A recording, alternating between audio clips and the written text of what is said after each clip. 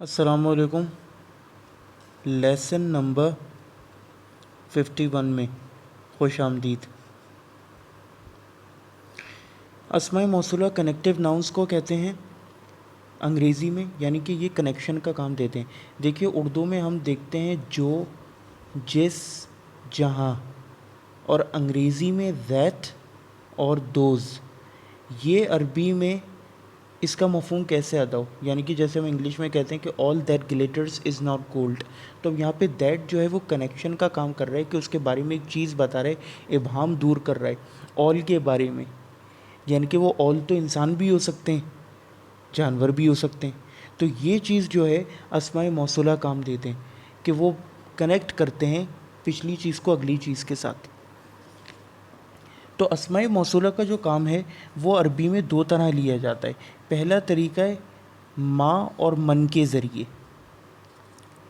یعنی کہ اگر ہم نے کہنا ہے کہ للہ، اللہ کے لیے ہے، ما فی السماواتی، جو کچھ آسمانوں میں ہے، و فی الارض یا والارضی، اور جو کچھ زمینوں میں۔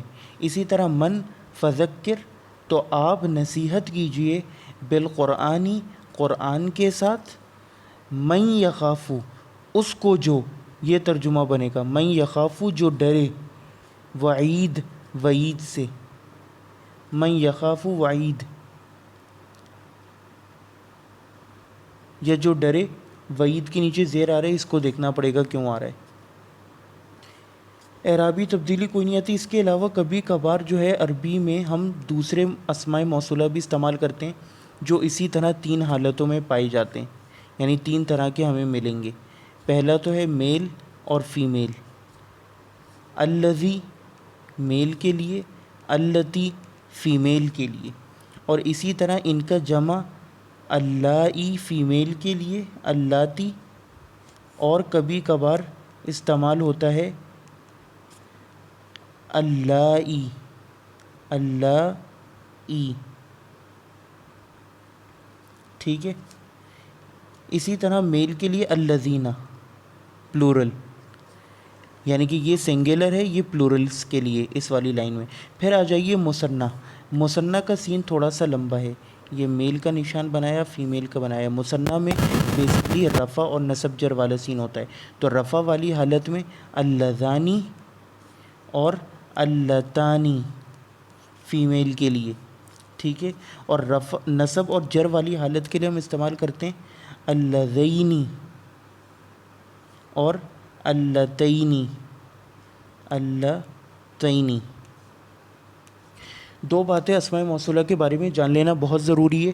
پہلی تو یہ کہ اسماء موصولہ میں سے سوائے مثنیٰ کے باقی سب مبنی ہیں، یعنی کہ تینوں حالتوں میں سیم رہیں گے، الذی، الذی، الذی، لیکن یہ چینج ہوگا۔ رفع کی حالت میں اللذانی، مثنیٰ کی بات کر رہا ہوں، اور رفع یا نصب کی حالت میں اللذینی، اسی طرح فیمیل کا۔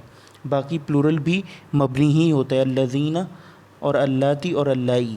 دوسری بات جو اس کے بارے میں جان لینا امپورٹنٹ ہے وہ ہے اسماء موصولہ کا جو ابہام ہے وہ صلۃ الموصول دور کرتا ہے، یہ دوسرا پوائنٹ ہے۔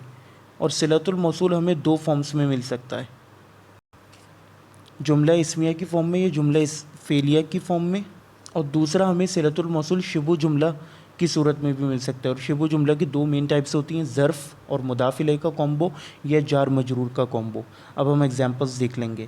نحن سنرا امثال دلوقتی او الآن، یہ جملہ ہے الطالب ابن زید، کہ طالب جو ہے وہ زید کا بیٹا ہے، یہ خبر ہو گئی، اور الطالب رفع کی حالت میں مبتدا۔